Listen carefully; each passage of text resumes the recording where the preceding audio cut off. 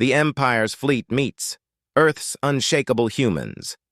Commander Zethkar stood on the bridge of the Imperial dreadnought Eternal Dominion, his 4 eyes scanning the tactical displays with practiced efficiency. The massive ship, stretching nearly 3 kilometers from bow to stern, was the crown jewel of the Galactic Hegemony's Third Fleet.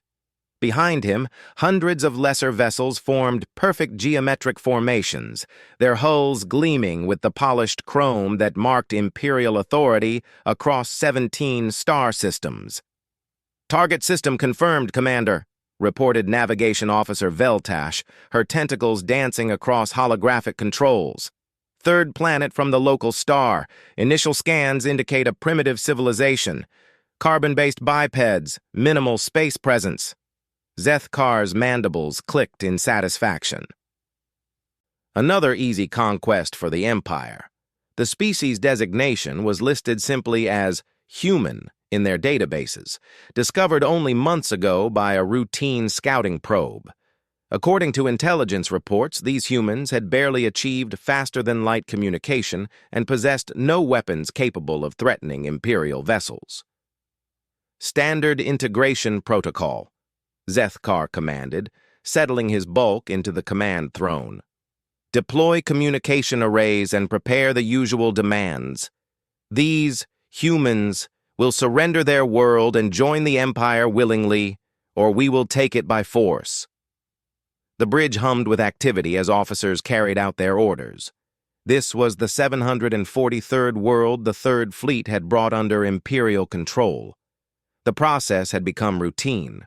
Arrive in overwhelming force, demand surrender. Accept the inevitable capitulation and install Imperial governance.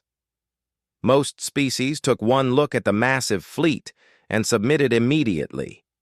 Light hours away, hidden behind Earth's moon, Lieutenant Sarah Chen gripped the armrest of her command chair aboard the Terran defense vessel Indomitable. The ship was humanity's newest and most advanced warship, though by galactic standards it would be considered laughably primitive. No energy shields, no graviton torpedoes, no quantum disruptors. Just good old human engineering, steel plating, and an arsenal that their enemies consistently underestimated. "Admiral's orders confirmed, Lieutenant," reported Communications Specialist Rodriguez. "All defense platforms are online. The orbital stations report ready status. Ground-based installations have achieved targeting solutions." Sarah nodded grimly. Earth's defenders had been tracking the approaching alien fleet for 3 days, ever since their deep space sensors detected the massive energy signatures.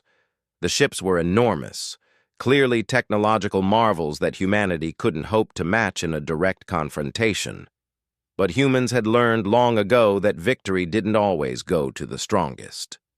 "Signal the fleet," Sarah ordered. "Operation Hornet's Nest is a go.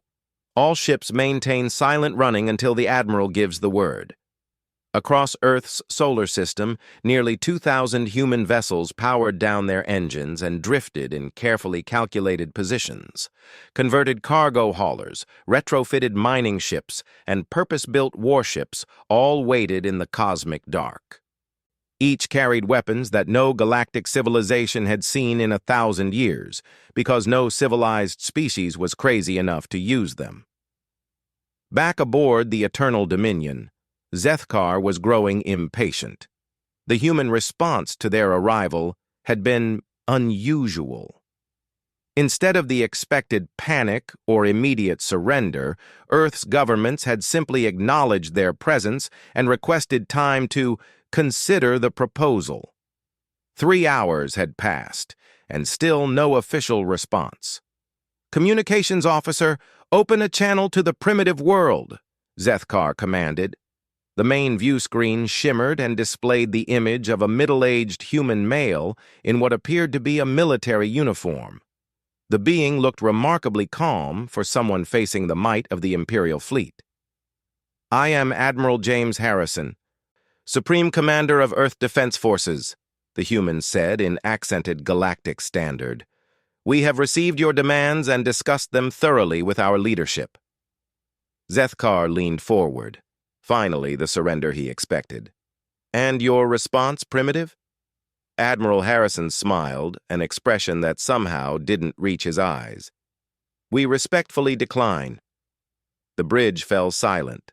Several officers exchanged glances of disbelief. In 7 centuries of expansion, no species had ever simply said no to the Empire. Perhaps you misunderstood, Zethkar said slowly. This fleet represents the military might of 17 star systems. Your world possesses no significant defensive capabilities. Surrender is your only rational option. Oh, we understood perfectly, Harrison replied, and our answer remains no. Earth is humanity's home and we don't share. Zethkar's fury began to build. These primitives dared to refuse the Empire? Then you choose extinction. So be it. Begin orbital bombardment. The Admiral's smile widened. I was hoping you'd say that. You see, Commander, there's something you should know about humans. We don't like bullies. The transmission ended just as warning klaxons began blaring throughout the Imperial fleet. Tactical displays erupted in chaos as contacts appeared seemingly from nowhere. Hundreds of human ships, previously hidden in asteroid fields and behind planetary bodies, ignited their engines and accelerated toward the Imperial formation. Impossible! Veltash shrieked. Where did they come from? How did they hide from our sensors? But Zethkar was more concerned with what the approaching ships were doing. Instead of firing energy weapons or launching missiles, the human vessels were simply ramming. Ship after ship accelerated to maximum velocity and smashed directly into Imperial cruisers. The primitive human vessels were destroyed in the impacts, but they were taking Imperial ships with them. Suicide attacks, Zethkar breathed. They're using suicide attacks. Weapons Officer Krelvin looked up from his station in horror. Commander, they've somehow disabled our point defense systems. The primitive ships are equipped with some kind of jamming technology we've never seen before. More human ships appeared, these ones opening fire with crude but effective kinetic weapons. Railguns hurled tungsten slugs at appreciable fractions of light speed, punching through Imperial hulls like paper. Nuclear-tipped missiles, weapons considered barbaric by galactic standards, detonated among the tightly packed Imperial formations with devastating effect. But the worst was yet to come. As Zethkar watched in growing horror, several human ships began broadcasting on all frequencies. Not tactical information or surrender demands, but something far more disturbing: music. Wild, aggressive human music with lyrics about fighting against impossible odds and never surrendering. Sir, Communications Officer Dalseth reported with obvious confusion, the humans appear to be enjoying this. Indeed they were. Across the human fleet, crews whooped and cheered as they witnessed their enemies' confusion. These aliens had expected an easy victory over a primitive species. Instead, they found themselves facing an enemy that fought with creativity, desperation, and an absolute refusal to accept defeat. The Indomitable swept through the Imperial formation, her railguns speaking in steady rhythm. Sarah watched with grim satisfaction as alien ships, their shields useless against kinetic projectiles, suffered massive hull breaches. "Target their command ship," she ordered. "The big one in the center."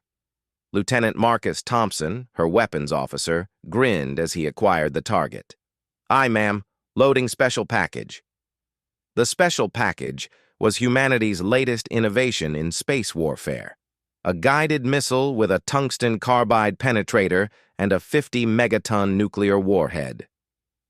It was a weapon that violated several galactic conventions on civilized warfare. Humans had never signed those conventions. Aboard the Eternal Dominion, damage reports flooded in from across the fleet. 17 ships destroyed, 43 heavily damaged, and the humans were just getting started. But what truly unnerved Zethkar was the tactical display. The human attack pattern made no sense according to accepted military doctrine. Ships split off to attack individual targets, coordinated through what appeared to be improvised hand signals. and showed a disturbing tendency to ignore orders in favor of personal initiative. "They fight like savages," Tactical Officer Brendar reported. "No formation discipline, no unified command structure. How are they so effective?" The answer came in the form of a massive explosion that rocked the Eternal Dominion. Emergency lighting bathed the bridge in red as structural alarms wailed. Somehow, a human missile had penetrated their deflector screens and detonated against the hull. "Damage report!" Zethkar roared. "Hull breach on Deck 7, sir! They're using nuclear weapons!" Zethkar stared at the tactical display in disbelief. Nuclear weapons were considered obsolete by every civilized species in the galaxy. They were crude, unpredictable, and caused unacceptable levels of radiation. Only primitives would be insane enough to use them in space combat. But these humans weren't just using nuclear weapons. They were using them effectively, timing detonations to maximize damage and somehow protecting their own ships from the radiation that should have killed their crews. "Sir," Veltash called out, her voice tight with panic. "Long-range sensors are detecting additional human forces, massive formations approaching from the outer system." Zethkar's blood ran cold. The humans had held back reserves. This wasn't a desperate last stand by a primitive species. This was a carefully planned defensive strategy executed by beings who understood warfare far better than anyone had imagined. The tactical display updated to show the approaching human reinforcements. Hundreds more ships, including vessels that were clearly purpose-built for war. These weren't converted civilian craft. These were warships designed by a species that had obviously spent considerable time thinking about how to kill their enemies. As the first wave of human reinforcements entered weapons range, they opened fire with weapons that defied every assumption about primitive technology.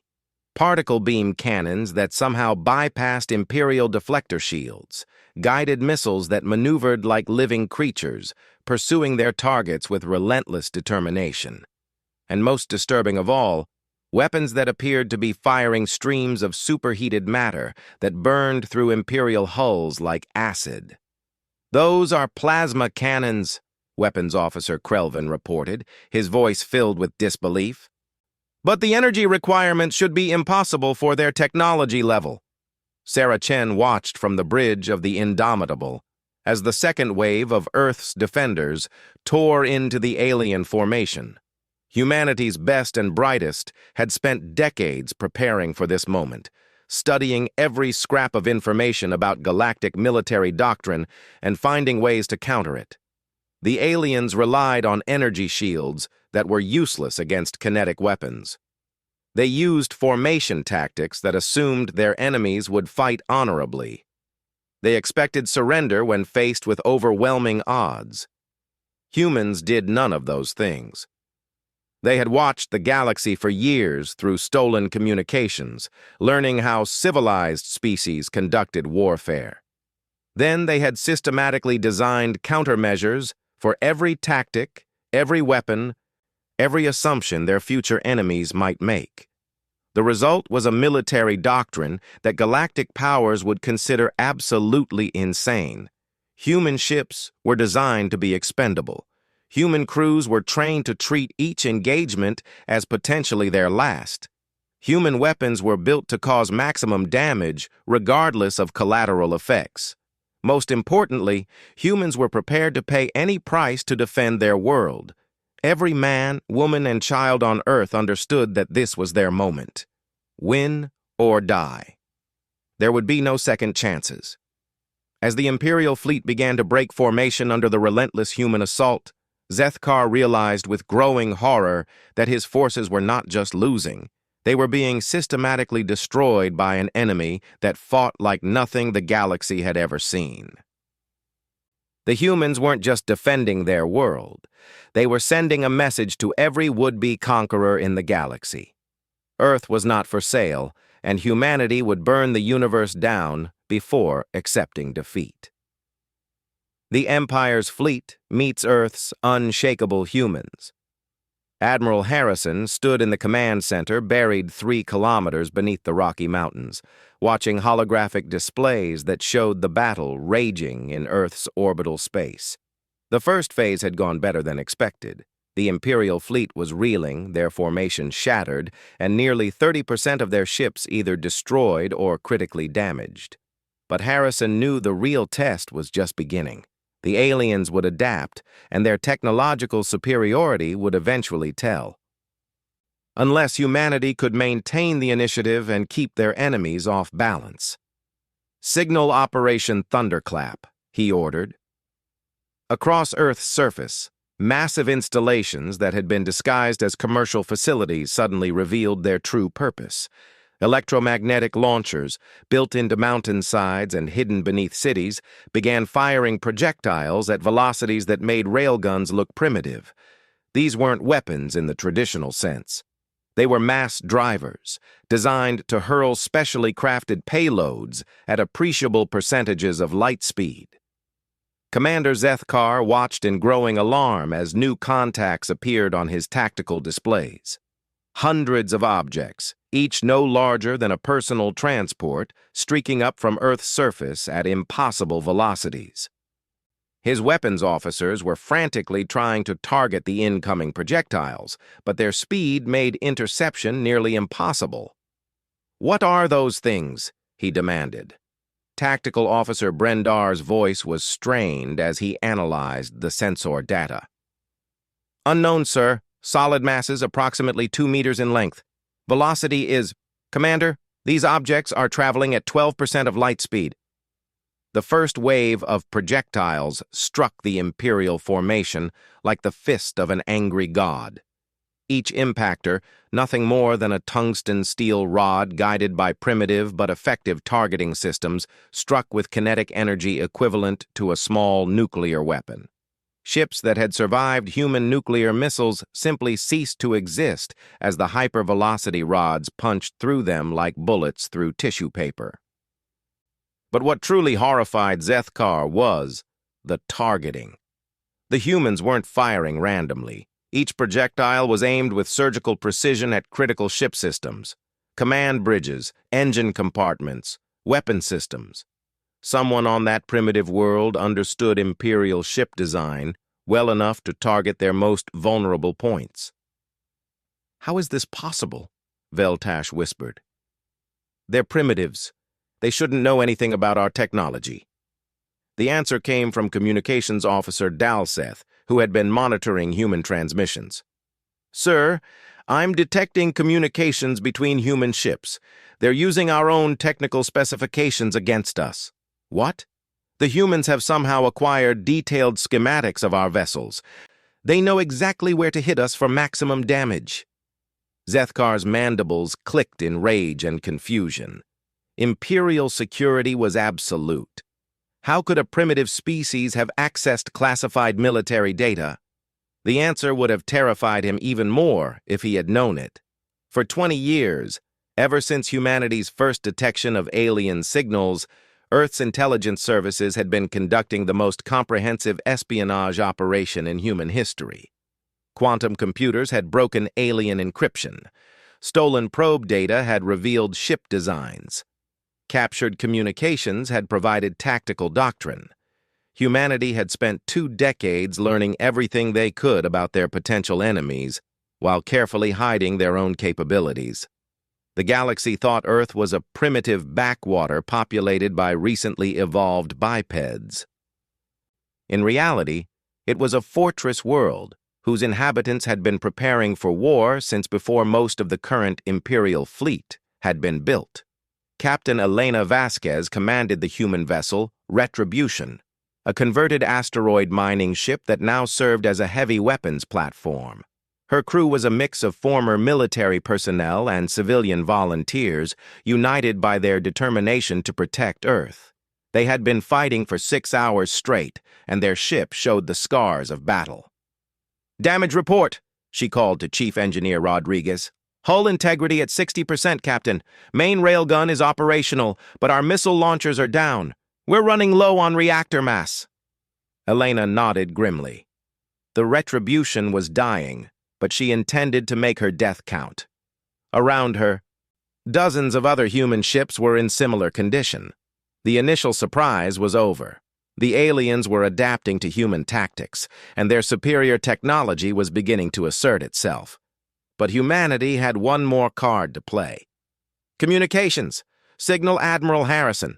Tell him the Retribution is ready for final protocol. Across the human fleet, similar messages were being transmitted. Ships, too damaged to continue fighting, were requesting permission to implement final protocol, humanity's last desperate measure. Admiral Harrison received the requests with a heavy heart. Final protocol meant suicide runs, but not the chaotic ramming attacks of the opening engagement. These would be calculated, devastating strikes designed to cripple the alien fleet's ability to continue operations. "Permission granted to all vessels," he transmitted. "Give them hell." Commander Zethkar was beginning to think his forces might actually achieve victory when the human fleet suddenly changed tactics. Instead of the coordinated attacks they had been using, individual human ships began breaking off and accelerating directly toward Imperial vessels. At first, he assumed they were simply resuming their primitive ramming attacks. Then the first ship reached its target, and Zethkar realized these weren't simple suicide runs. The human vessel, heavily damaged and leaking atmosphere, slammed into an Imperial destroyer at maximum velocity. But instead of simply exploding on impact, the ship somehow penetrated the destroyer's hull and detonated its reactor deep within the alien vessel. The explosion was apocalyptic. The destroyer simply vanished in a ball of superheated plasma, taking 2 nearby cruisers with it. "They're overloading their reactors," Weapons Officer Krelvin reported, his voice filled with horror. "The humans are turning their own ships into fusion bombs." More human vessels followed suit, each one targeting critical Imperial ships and detonating their power cores in carefully timed explosions. But what truly terrified the Imperial crews was the communications chatter they intercepted from the human ships. The crews weren't screaming in terror or rage.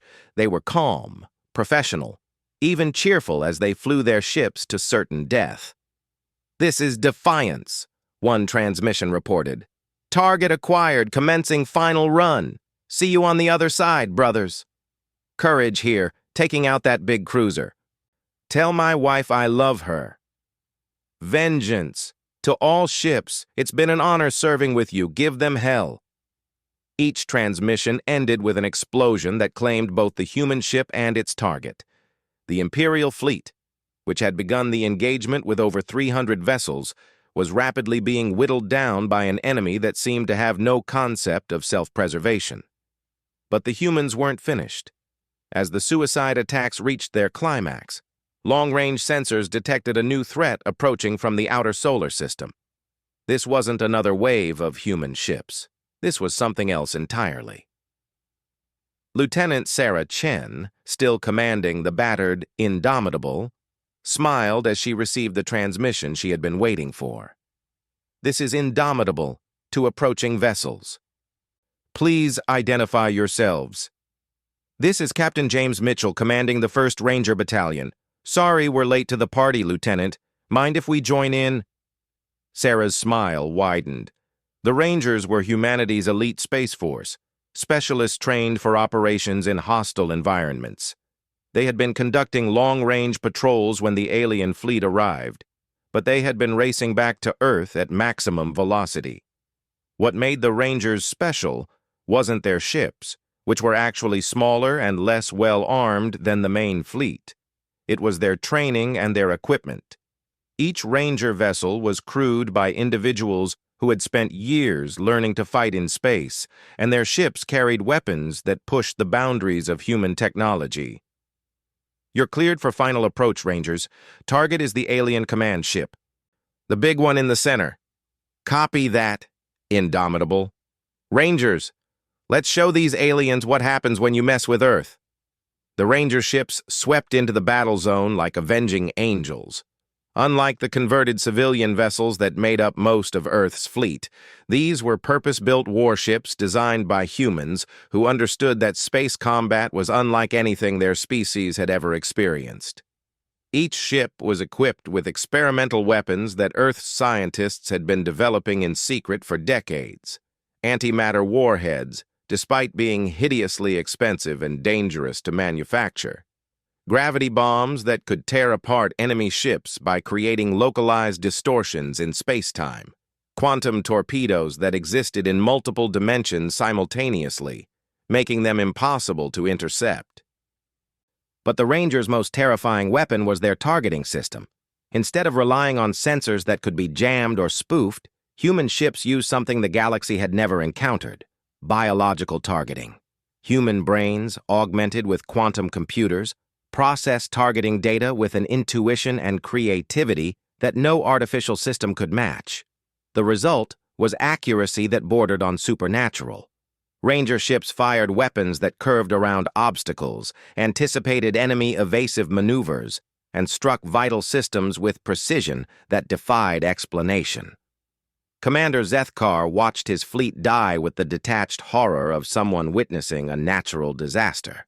These weren't just primitives defending their world, these were apex predators who had evolved on a death world, and they were fighting with the accumulated fury of their entire species.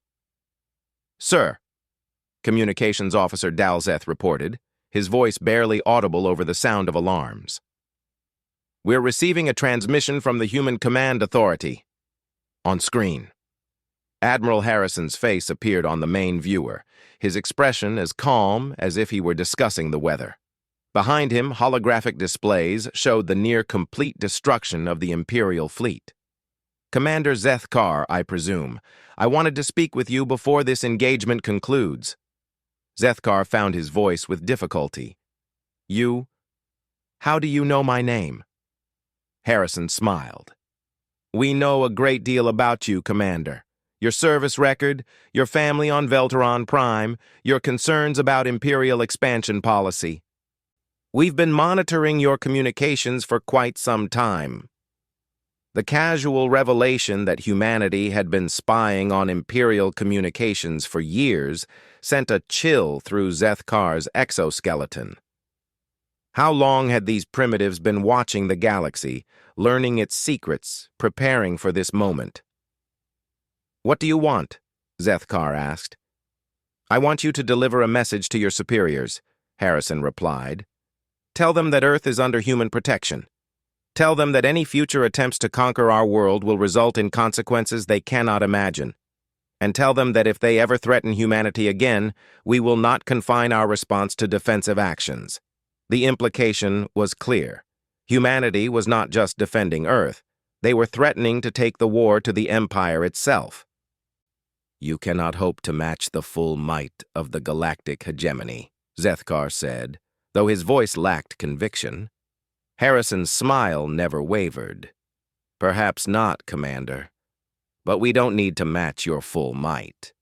We just need to make conquest too expensive to be worthwhile. And I think today's demonstration has shown that attacking Earth comes with a very high price tag."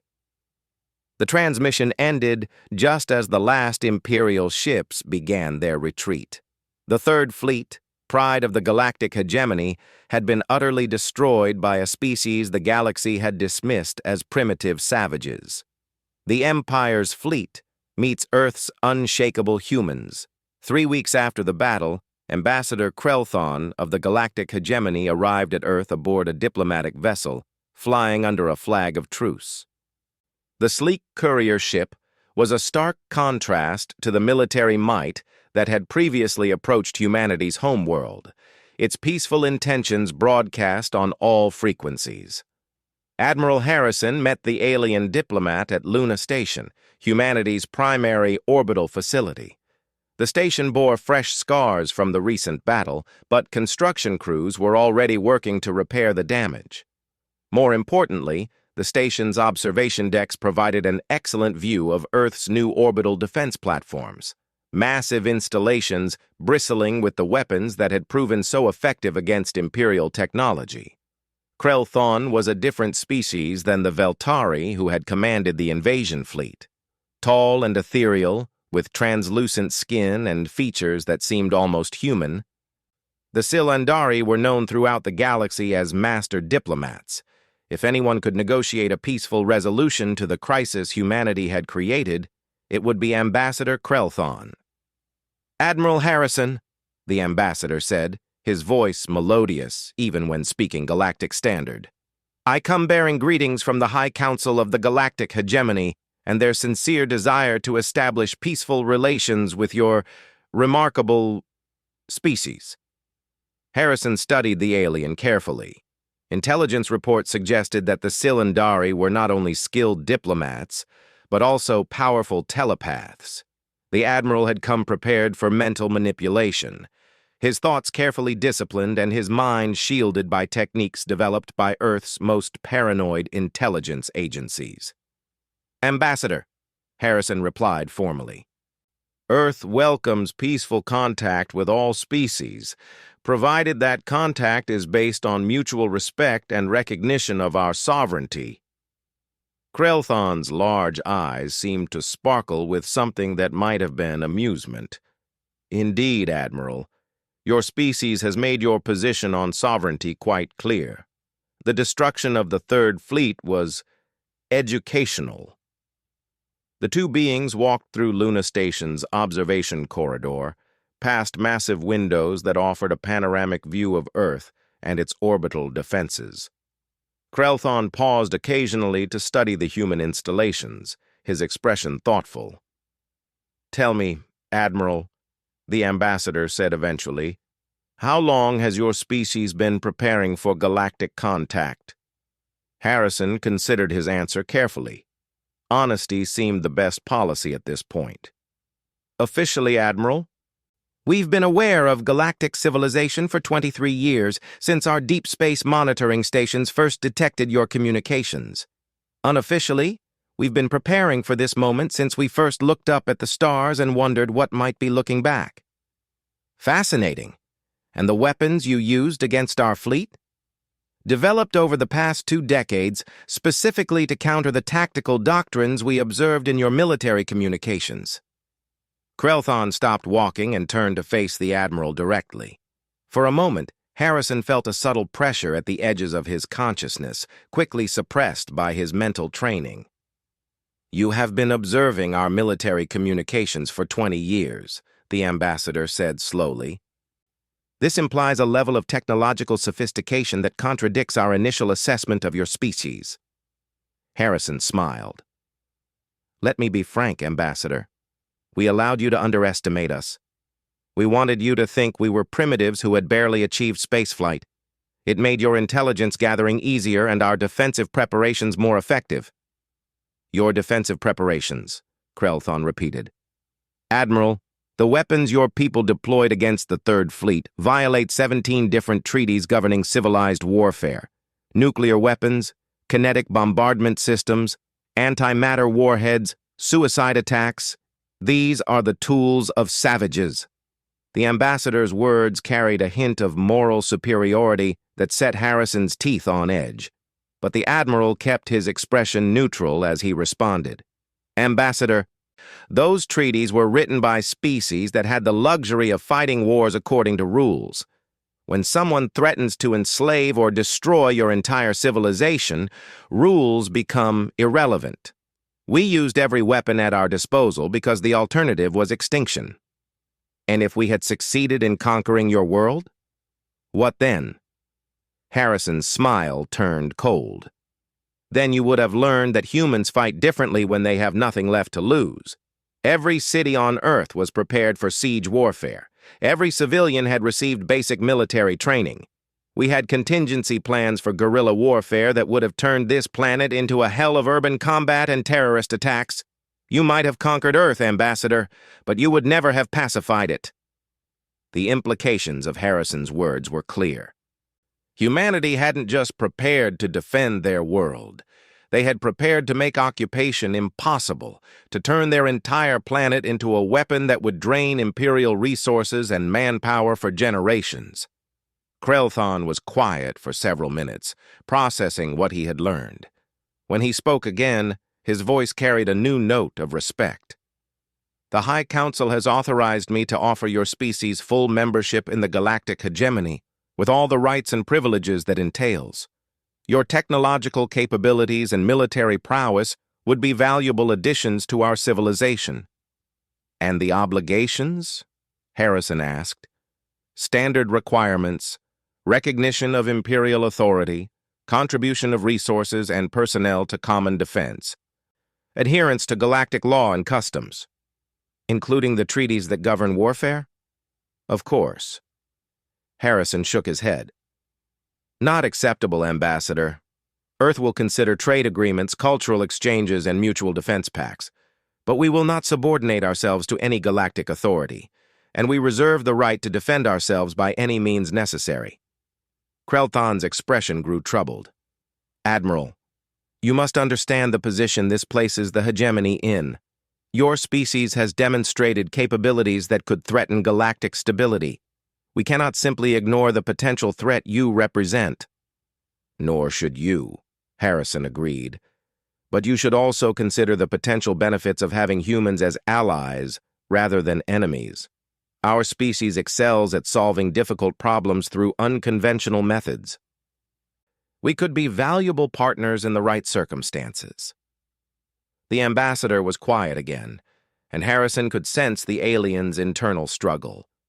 The hegemony wanted access to human military technology and tactical innovations, but they also feared what humanity might do with full galactic knowledge and resources. Perhaps, Krelthon said eventually, we could discuss a more limited arrangement, a gradual introduction to galactic society with carefully monitored technology transfers and diplomatic exchanges. Harrison nodded. That sounds reasonable. But I should warn you, Ambassador, that any agreement we reach must be genuinely voluntary on both sides. Humans have very little patience for coercion, subtle or otherwise. As if summoned by his words, Captain Sarah Chen entered the observation corridor, still wearing her battle-scarred uniform. Her ship, the Indomitable, was being repaired in Luna Station's main hangar, and she had been observing the diplomatic negotiations from a distance. Admiral, she said, saluting crisply, we've received a priority transmission from Earth Defense Command. Long-range sensors are detecting another Imperial fleet approaching the outer system. Krelthon's eyes widened in alarm. That's impossible. The High Council gave strict orders that no military vessels were to approach this system during negotiations. Harrison's expression remained calm, but his voice carried a hint of steel. Captain, signal the fleet. Defensive positions, but do not engage unless fired upon. Aye, sir. As Chen left to carry out her orders, Harrison turned back to the ambassador. It seems your government doesn't entirely trust your diplomatic mission, Ambassador. That's unfortunate, because it suggests they haven't learned the lessons we tried to teach 3 weeks ago. Krelthon was already activating his personal communications device, speaking rapidly in his native language. After several minutes of heated conversation, he turned back to Harrison with an expression of genuine distress. Admiral, I apologize profusely. The approaching fleet was dispatched by a faction within the High Council that opposes any accommodation with your species. They believe humanity represents an existential threat that must be eliminated regardless of the cost. How large is this fleet? Significantly larger than the Third Fleet, nearly 1,000 ships, including several of our most advanced dreadnoughts. Harrison nodded grimly. Then it appears we're about to provide another demonstration of why attacking Earth is inadvisable. Across the solar system, human defense installations came online with mechanical precision. But this time, humanity wasn't preparing for a defensive battle. Earth's military leadership had spent 3 weeks analyzing the wreckage of Imperial ships, reverse engineering alien technology, and preparing new surprises for any follow-up attacks. The approaching Imperial fleet was commanded by War Marshal Sektar, a military hardliner who had argued against any accommodation with the humans. In his view, the destruction of the Third Fleet was a fluke, the result of surprise and primitive tactics that wouldn't work twice. His fleet was configured for overwhelming assault, with massive dreadnoughts supported by clouds of smaller vessels. Every ship carried the most advanced weapons the Empire could deploy, and their crews had been briefed on human tactics and trained to counter them. What War Marshal Sektar didn't know was that humanity had been expecting this exact response. Earth's analysts had studied Imperial military doctrine extensively, and they understood the mindset that would demand overwhelming force to avenge a previous defeat. Admiral Harrison stood in Earth's primary command center, watching tactical displays that showed the approaching alien armada. Around him, humanity's best military minds coordinated a defense that would make their previous victory look simple by comparison. "Signal all stations," Harrison ordered. "Operation Broken Arrow is authorized. All units, weapons free."